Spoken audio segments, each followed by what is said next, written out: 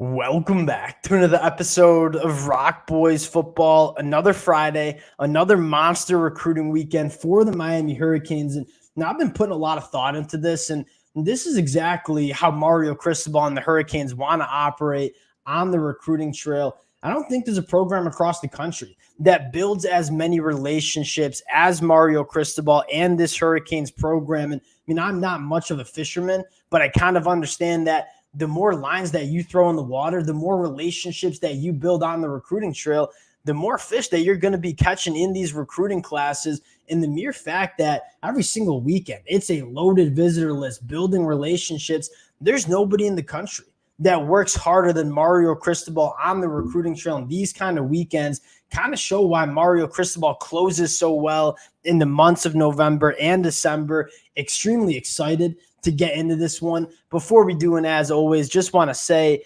thank you to you guys. A massive shout out to the Miami Hurricane fans. Y'all know I love talking the recruiting trail. Y'all know I love talking this program on the recruiting trail, and the amount of support you guys show, whether we're talking recruiting weekends, breaking down commitments. Cannot thank you guys enough for all the support y'all have shown the fellas. If you guys do enjoy the content, consider subscribing to the channel. And without further ado, let's get into this one. And I want to start with one of my favorite linebackers in this 2025 class. That's five-star linebacker Zayden Walker from the state of Georgia. We have a lot of conversation regarding the modern college football linebacker and what you need to see. You look at opposing offenses. The offenses are trying to get as much speed, as much athleticism on the field as possible, really stretch out defenses. And you look at what you need from that linebacker spot. You need athletic linebackers. You need guys that can carry tight ends up the seam, can go sideline to sideline, can go tackle running backs in the flat. And you look at the athletic profile that Zayden Walker brings to the table. This is a guy that is suited for the modern college football linebacker, a guy that runs an 11.4 in the 100-meter dash. And then you turn on the film. This is a guy that, is used in all sorts of ways, is an elite pass rusher, is a guy that you see just hawk ball carriers down sideline to sideline. He's a long linebacker that gets involved in passing lanes. A lot of different ways that you can use Zayden Walker. And we have this conversation a lot. Lance Guidry is looking for these kind of chess pieces in the defense, guys that you can give a lot of different looks, put a lot of different responsibilities on their plate. And when you have a guy that's athletic as Zayden Walker, you can load him up with different responsibilities, ask him to do a lot of different things, and that puts a lot of pressure on opposing offenses. When you have a chess piece in the defense like Zayden Walker, there's a reason he's a five-star, one of the top athletes in this 2025 class, and a massive prospect for the Hurricanes, who really seem to be doing good work with Zayden Walker. This is not the first time he's been on campus. Derek Nicholson, a guy that I believe in on the recruiting trail. Excited to see how this one plays out. And again, another opportunity to build that relationship with Zayden Walker. Next guy I want to talk about, a very exciting edge rusher prospect in Zion Grady, and kind of reminds me of the Marquise Lightfoots, the Booker Pickett Jr.'s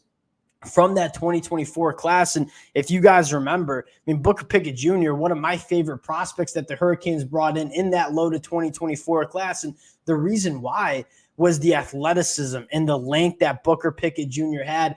Zion Grady has a lot of those same attributes. This is a guy that has been just as productive, and well, not quite as productive as Booker Pickett Jr., who was on another level in terms of high school production, but very productive on Friday nights, 34 sacks in 30 games, but wins in the exact same way as a guy like Booker or Marquise Lightfoot do in terms of that first step, that length, that twitch off the line of scrimmage. It's devastating for opposing tackles. There are just not many offensive tackles that are suited with the athleticism to deal with this kind of edge rusher. And another guy that, under the tutelage of Jason Taylor, I can't wait to see what a guy like Zion Grady would look like year 2, year 3 in a college football program. I trust Jason Taylor to coach these kind of guys up. And you look at the Hurricanes, there is a very strong desire to get traitsy, athletic edge rushers into this program. Zion Grady is certainly one of those guys, a really, really exciting opportunity for the Miami Hurricanes. Next prospect I want to talk about, and quite frankly, probably the biggest prospect that Miami will have on campus, that's five-star wide receiver Caleb Cunningham. And for a lot of Miami Hurricane fans, this is the wide receiver that you guys have been banging the table for to get out of high school. That 6'3", 180-pound physical boundary wide receiver that can work vertically down the field. You take a look at Caleb Cunningham, what he brings. This is a guy that blends size and athleticism at such a high level. And again, we've been talking about, we want Miami to get more of these kind of wide receivers in that wide receiver room, guys that can make defenses respect what they can do vertically down the field. Caleb Cunningham, a very strong basketball background. You see that show up on the film. This is a guy that when that football is in the air, not only the frame, but how comfortable he is going up and high pointing footballs, making those 50-50 balls more like 80-20 balls. This is a wide receiver that forces defenses to respect what you can do down the field. We need these kind of wide receivers in those Hurricanes wide receiver room. And I think Caleb Cunningham is that kind of guy that Miami's been looking for in terms of that vertical threat in this Miami Hurricanes offense. Next wide receiver I want to talk about, and a little bit just of a different flavor at that wide receiver position, and that is Vernell Brown. This is a guy that uber productive at the high school level, right? 70 catches for over 1,300 yards, 10 touchdowns as a junior. Caleb Cunningham, more of that vertical threat, that jump ball guy that can work vertically down the field with that football in the air.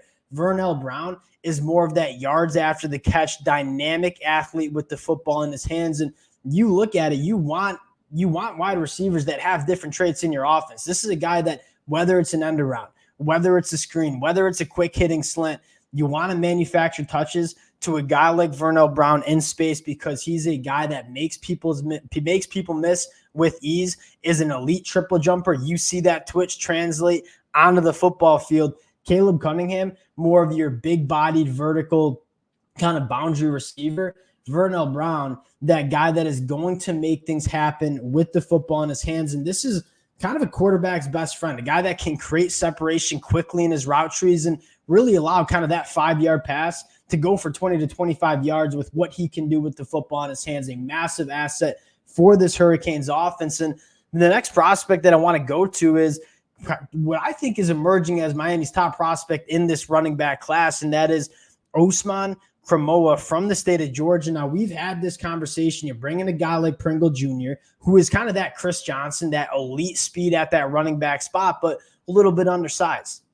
And a guy like Camoa, you think Miami's going to add 2 running backs. We've seen them do this cycle after cycle where they get one of those smaller running backs that can get active in space, and then they bring in a guy that's more of a bigger bodied between the tackles. Again, I think the perfect kind of comp is the Chris Johnson, Mark Fletcher. I think this would be Pringle and a guy like Camoa, where you look at Camoa's film, not only extremely productive, a guy that averaged over 8 yards per carry, over 1,500 yards at the high school level.